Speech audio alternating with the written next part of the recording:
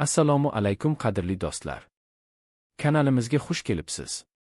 Bugun biz hammamizning hayotimizda eng muhim bo'lgan bir mavzu, birinchi qadam haqida gaplashamiz. Ko'pincha bizning ulkan orzularimiz va maqsadlarimiz bo'ladi, lekin ularga yetishish uchun birinchi qadamni qanday qo'yishni bilmaymiz. Qanday boshlash kerak? Qaysi yo'ldan borish kerak? Bu savollar ko'pchiligimizni to'xtatib qo'yadi. Esingizda bo'lsin, eng uzoq sayohat ham birinchi qadam bilan boshlanadi. Sizning orzungiz qanchalik katta bo'lmasin, uni kichik ammo muntazam qadamlarga bo'lish mumkin. Yangi til o'rganishni istaysizmi? Kuniga 5 daqiqa bilan boshlang. Yangi biznes boshlashni xohlaysizmi? Birinchi bo'lib bozorni o'rganing yoki kichik bir reja tuzing.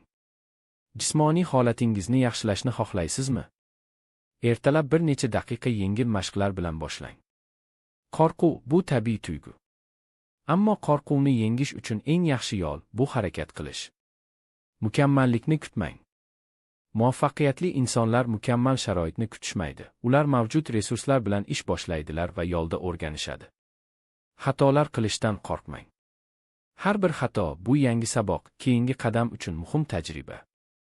Eng muhimi ishchillikdir.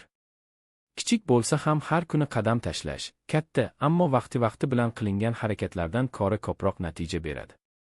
Har bir kichik g'alaba sizni yanada ruhlantiradi va keyingi qadam uchun kuch bag'ishlaydi. Shunday qilib, aziz do'stlar, o'zgarishni bugundan boshlang. Birinchi qadamni qo'yishdan qo'rqmang. Sizning ichingizda ulkan kuch bor. O'zingizga ishoning.